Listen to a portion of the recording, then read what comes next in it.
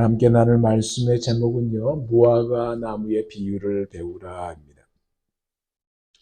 우리가 계속해서 마태복음 24장을 나누고 있어요. 그죠?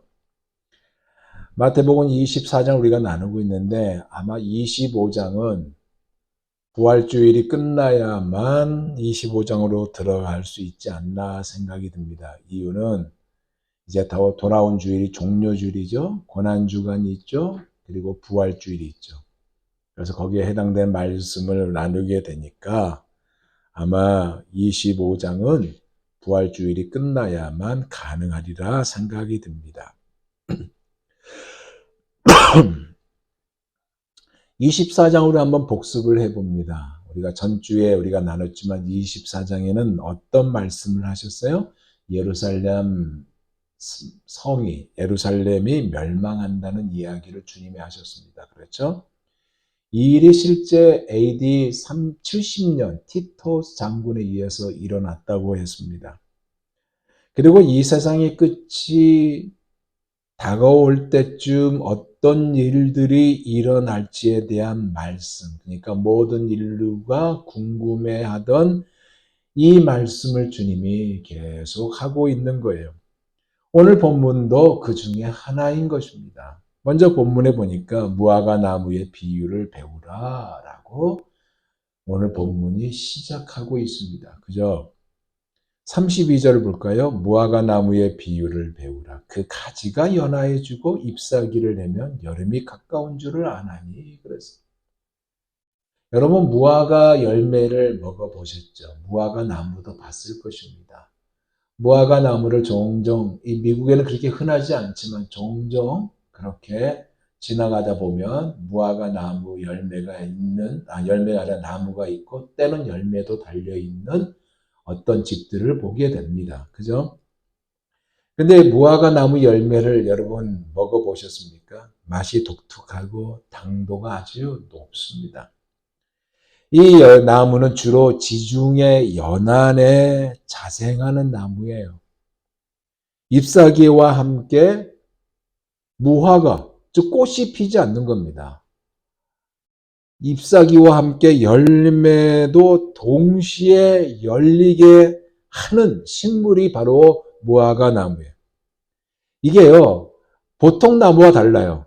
보통 나무는 딱 봄이 시작되면 나무에 꽃이 피고 뭐 파랗게 되고 있는데 이 무화과 나무만은 늦은 봄이 되고 여름이 다가올 때 그때서야 파란 잎을 내고 그리고 열매도 그 자리에서 보게 해주는 나무가 무화과 나무예요. 독특하죠? 근데 32절에 주님께서 말씀하신 것을 보면 이 무화과 나무의 잎이 무성해지면 봄이 가고 여름이 오고 있다는 것을 알 수 있듯이 종말 앞에 나타나는 징조들이 있잖아요. 이 징조들을 그냥 넘기지 말고 그냥 넘기는 자들에 대해서 주님이 나중에 이 노아의 당시의 시대를 얘기했잖아요. 그렇게 넘기지 말고 경고의 메시지로 들으라라고 말씀하고 있고 결론은 뭐예요? 깨어 있어야 한다는 말씀을 하고 있는 것입니다. 근데 솔직히 여러분 예수님이 이 무화과 나무의 비유를 말씀하셨지만 제자들이 과연 이 말씀의 의미를 제대로 알았을까?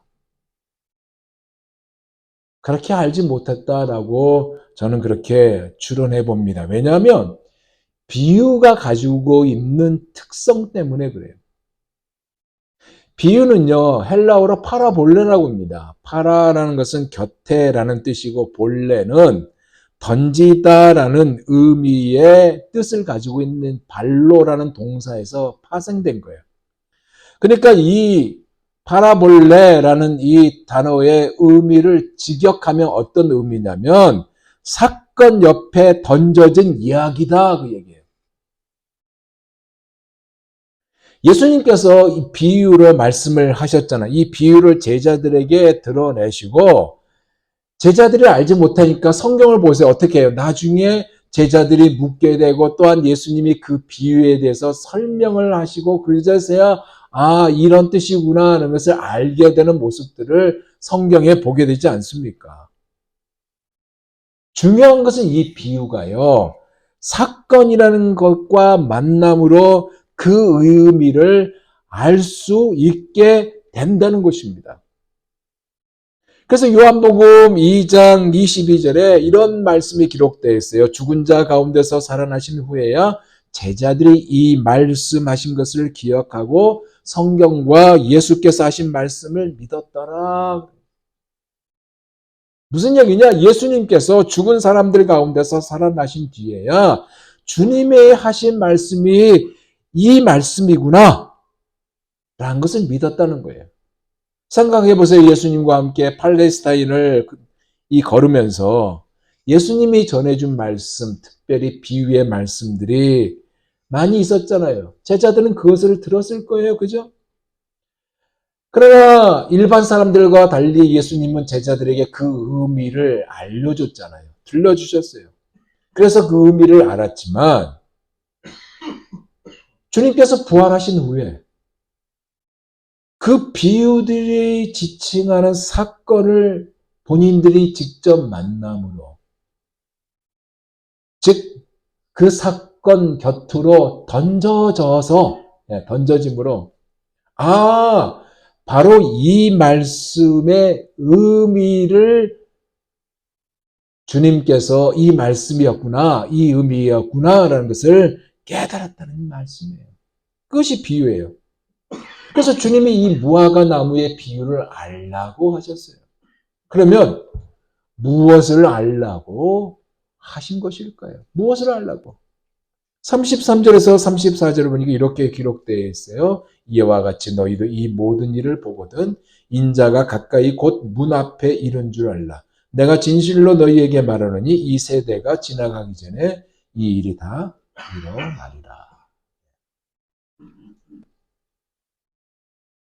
바꿔 말하면 무화과 나무의 가지가 연해지고 잎사귀가 나면 아, 여름이 가까우고 있구나라는 이 사실을 알듯이 거짓 그리스도가 출현하고 전쟁과 난리의 소문이 일어나고 이러한 소식을 듣게 되거든 세상의 종말이 다가오고 있다는 이 사실을 알려는 말씀이에요. 즉 인자가 가까이 곧 문 앞에 이른 줄 알라는 말씀인 것입니다. 근데 여러분 이것도요. 보는 관점에 따라 다르다는 것입니다. 즉 바라보는 관점에 따라 결과가 다르게 나타나요. 이것을 그냥 하나의 시대의 풍조다라고 생각한 거든가 아니면 이것이 정말 주님이 오신 날이 점점 다가오고 있다는 것을 심각하게 생각한 사람과 보는 관점에 따라 다르다는 얘기예요. 우리가 보통 사건을 만나면 무엇을 만듭니까? 그 사건을 바라보는 관점을 만들어요. 그렇죠? 그 관점이 긍정적이냐 아니면 부정적이냐로 매듭을 짓게 됩니다. 여러분 아주대학교 심리학 교수인 이민규 박사님이 아주 재밌는 말을 했습니다. 마음 하나만 바뀌면 인생이 달라진다라는 말을 했어요. 즉 세상을 보는 태도가 어떠냐에 따라서 인생이 완전히 바뀐다는 것이에요. 그래서 아무리 많은 것을 가지고 있다 해도요. 가진 것을 외면하고 자기 자신이 부족한 부분만에 초점을 맞추면 결국 뭐예요? 불만도 가지게 되고 불평도 가지게 되고 부정에 머물게 된다는 거예요. 그래서 부정적인 시각을 가지고 세상을 보게 되고 부족한 것만 생각하니까 그것을 갈망하게 되고 불만족과 후회 속에서 평생을 보내게 되는 거. 마치 49개를 가지고 있으면서도 한 개가 부족하다는 이 한 개에만 집중하는 모습을 보이게 되는 거예요. 그러나 반면에 여러분, 한 개만 갖고도 없는 것보다 낫다고 생각하는 사람이 있어요. 그죠? 이런 사람을 가리켜서 긍정의 사람, 행복한 사람이라고 그래요. 그럼 전자와 후자, 부정적인 사람과 긍정적인 사람의 이 차이는 뭘까요? 내게 없거나 부족한 것의 소모가 전자라면 후자는 가지고 있는 것으로 무엇을 어떻게 할 것인가에 초점을 맞춰요. 비록 작은 것이지만 이 작은 것으로 어떻게 할까에 초점을 맞춘 거지, 한계가 부족한 것 때문에 불평하고 불만하고 그렇게 하지 않는다는 얘기입니다. 왜 그러냐? 이 후자 같은 경우는 긍정적인 사람은 공감을 만들기 때문에 그래요. 공감. 공감이 뭐냐면 상대방의 감정을 정확하게 포착하는 겁니다. 그리고 그 느낌을 표현해요. 그래서 그 결과를 나타내는 능력으로 표출됩니다. 이것을 가리켜서 공감이라고 그래요. 이것을 모르는 전자는, 즉 부정적이고 불평과 불만을 가진 사람은 결과가 나타나면 사사건건 부딪힙니다. 근데 후자의 경우는, 긍정적인 사람은 갖고 있지 않는 것에 대해서 아쉬워하지 않습니다. 가지고 있는 것에 오히려 감사해요. 그래서 전자는 만약 내게 이런 것이 있다면, 이런 것이 있었으면 하는 것이 전자라면, 후자는, 즉 긍정적인 사람은 그래? 이것을 가지고 어떻게 할 것인가에 초점을 맞추게 돼요. 여러분, 예수님이 예루살렘 성전이 무너짐을 말씀하셨을 때요, 당시 이스라엘 백성들이, 또한 이스라엘의 지도자들이 강하게 믿고 있었던 것이 뭔지 아세요? 성전이었습니다. 얼마나 화려했겠어요. 성전이 존재하는 자신들도 영원할 것이라고, 영원한 존재가 될 것이라고 믿었다는 것이에요. 하지만 주님의 책망은 뭐예요? 회칠한 무덤 같은 그들의 이중성을 책망했지 않습니까? 이것은 결국 하나님이 그들을 부르신, 하나님 백성 삼으신, 선민 백성으로 삼으신 본질을 잃어버림으로 남게 되어버린 겁니다. 하나님이 이스라엘을 택하신 이유를 잃어버렸기 때문에 공감이 약해졌고 바라보는 시각도 부정 쪽에 근접해버린 거예요. 무슨 얘기냐? 열방들이 주께로 돌아오게 하는 그들의 사명보다 다윗이, 또한 솔로몬이 누렸던 그 놀라운 그들의 그 역사, 부와 명예,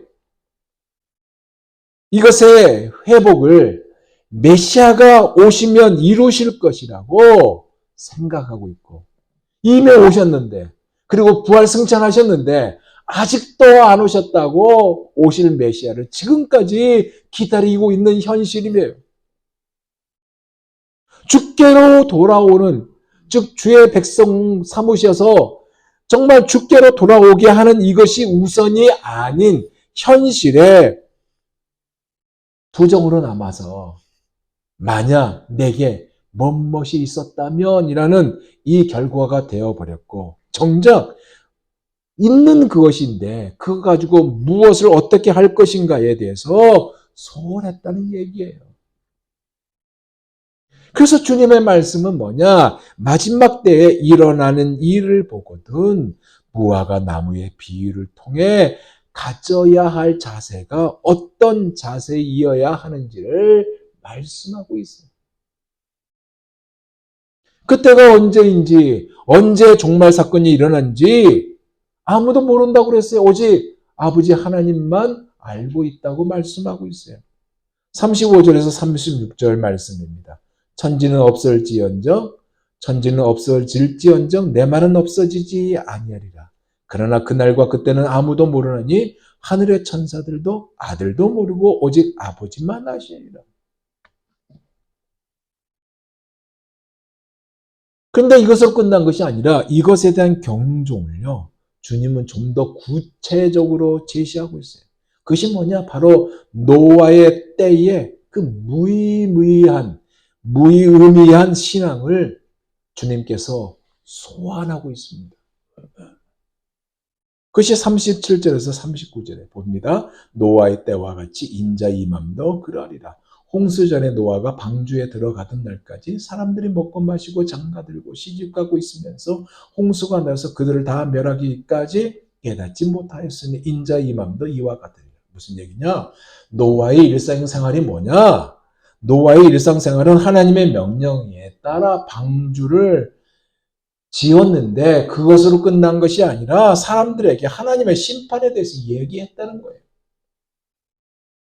비록 사람들의 반응이 무시였고 평안한 일상, 먹고 마시고 장가들고 시집가고 그런데도 불구하고 자기 자신에게 맡겨진 사명을 방주를 지으면서 곧 멸망할 것이다 라고 복음을 전했다는 얘기예요. 그런데 그들은 멸망이 코앞에까지 다가왔는데도 불구하고 깨닫지 못했다는 얘기 아니에요.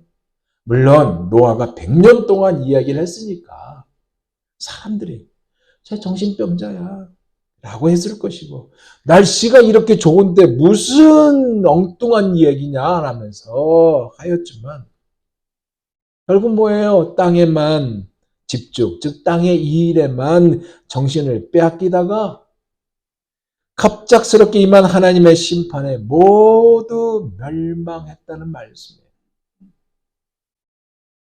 홍수로 다 멸망했다는 이야기예요. 먹고 마시며 시집가고 장가가는 것이 잘못됐다고 주님께서 하신 말씀이 아니에요. 이 말씀은 심판의 경고에도 식욕과 성욕과 같은 육체적인 욕구와 쾌락과 이기적인 욕망만을 채우는 행위에만 정신을 쏟다 보니까 결국 갑자기 임한 하늘의 심판으로 모두 멸망하고 말았다는 얘기예요. 이 사실에 대해서 히브리서 11장 7절은 노아에 대해서 이야기하고 있는데 이렇게 말씀하고 있습니다. 들어보세요. 믿음으로 노아는 아직 보이지 않는 일에 경고하심을 받아 경외함으로 방주를 준비하여 그 집을 구원하였으니 이로 말미암아 세상을 정죄하고 믿음을 따르는 의의 상속자가 되었느니라.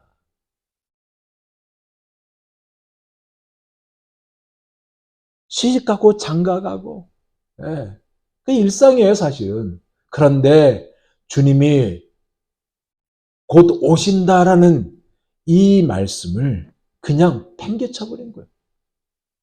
세상에 멸망한다는 이 소식을 팽개쳐버렸다는 거예요. 그러면서 주님은 좀 더 구체적으로 더 말씀하십니다. 40절에서 41절에 두 개의 예를 꺼내고 있어요. 그때 두 사람이 밭에 있음에 한 사람은 데려가고 한 사람은 버려둠을 당할 것이요. 두 여자가 맷돌질을 하고 있음에 한 사람은 데려가고 한 사람은 버려둠을 당할 것이니라. 말씀 그대로 두 남자가 밭을 갈고 있는데 한 사람은 남겨지고 한 사람은 데려감을 당하고 두 여자도 맷돌질을 하고 있는데 한 사람은 남겨주고 한 사람은 데려감을 당한다. 갑자기 사라진 거예요. 겉으로는 아무런 차이가 없다 하지만은 여러분 누구는 남고 누구는 데려간다? 그때 일어난 일은 엄청난 일일 겁니다. 생각해 보세요. 비행기 조종사가 기장이 있고 부기장이 있잖아요. 근데 한 사람은 데려가고 한 사람은 그 자리에 남는다? 그럼 그 비행기가 어떻게 되겠어요?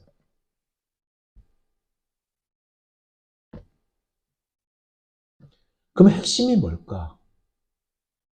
주님께서 말씀하시고자 하는 이 핵심이 뭘까? 우리는 사도행전 1장 6절에서 8절에서 이 핵심을 찾을 수가 있습니다. 들어보세요.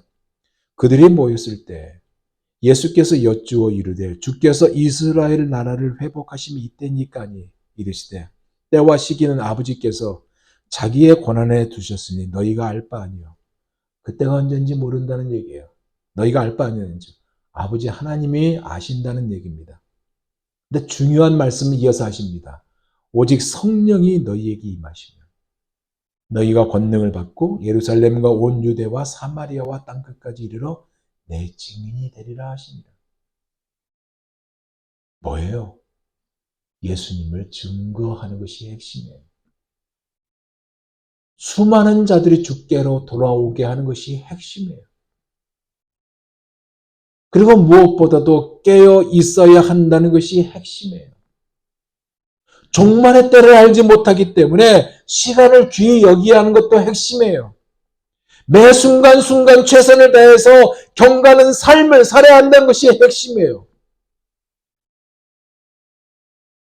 그래서 42절에 오늘 본문 42절에 이렇게 말씀하고 있잖아요. 그러므로 깨어 있으라. 어느 날에 너희 주가 임할는지 너희가 알지 못합니다. 오늘 본문의 말씀이 바로 이 말씀입니다. 이제 말씀을 마무리할게요. 근데 오늘 본문이 우리에게 주는 교훈이 있네요.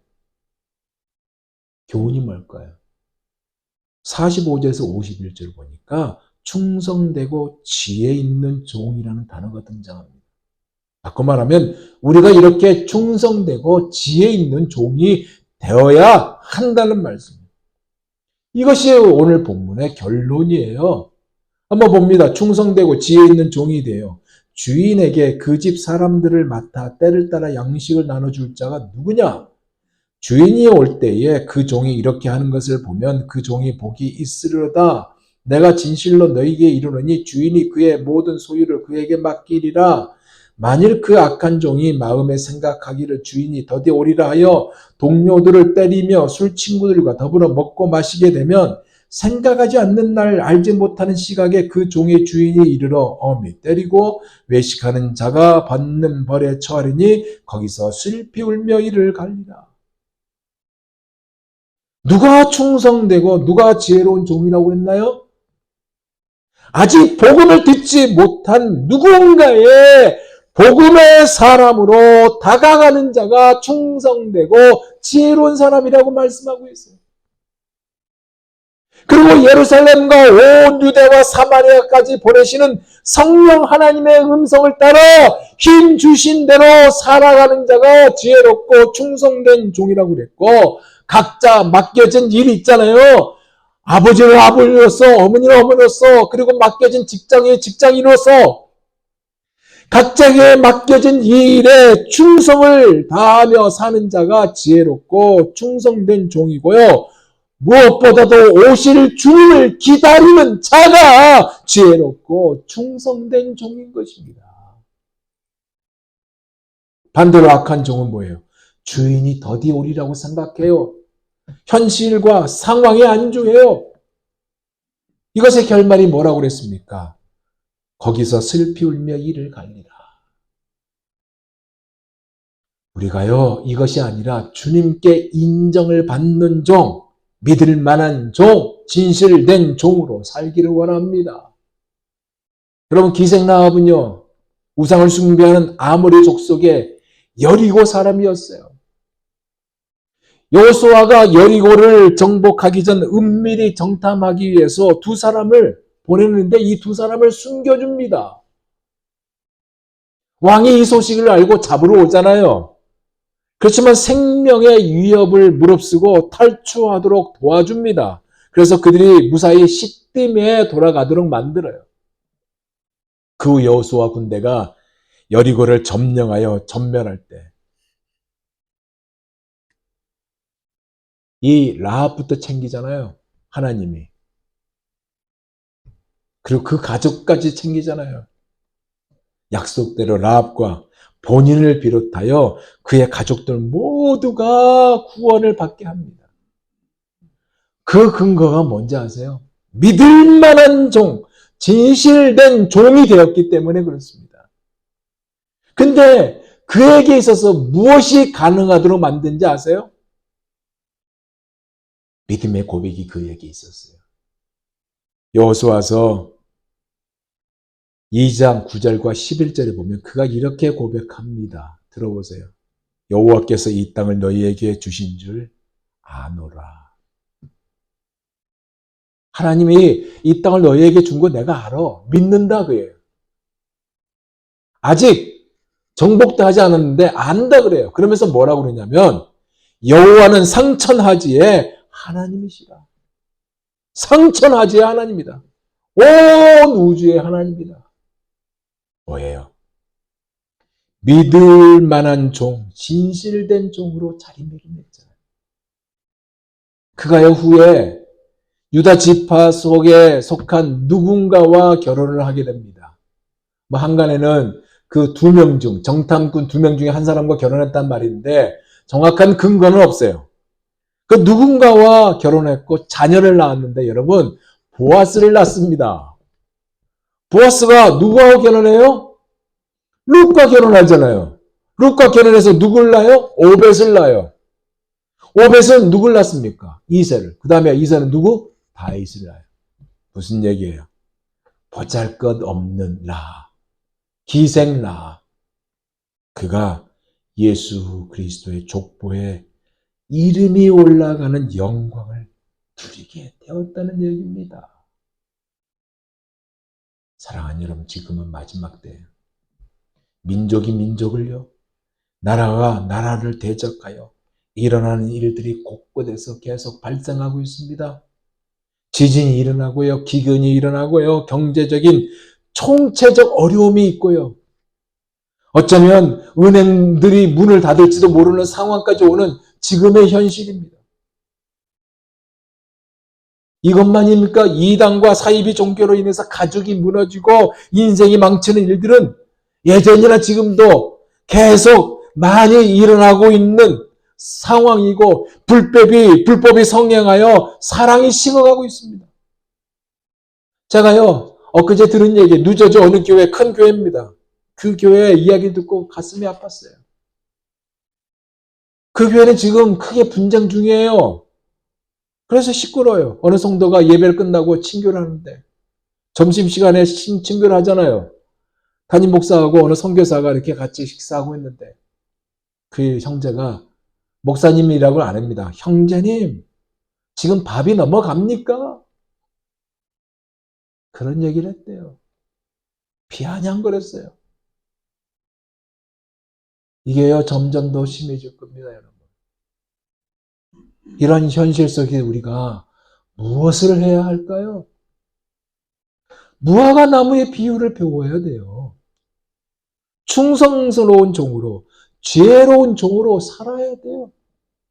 주님이 다시 오심을 기다리면서 주님을 맞는 지혜로운 다섯 처녀처럼 살아야 하는 것입니다. 그날과 그때는 알 수가 없어요. 그렇지만 날마다 십자가 앞으로 나가는 것이고 날마다 성령의 인도하심을 구하는 것이고 날마다 하나님 말씀 앞에 자신을 더 복종시키는 삶을 살아가야 하는 것입니다.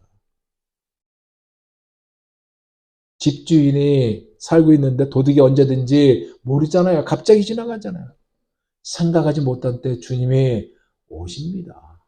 이것을 기억하면서 무화과 나무의 비유를 배우면서 매일매일 죽기로 나아가는 우리 모두가 다 되시기를 예수 그리스도 이름으로 축원드립니다. 기도하겠습니다.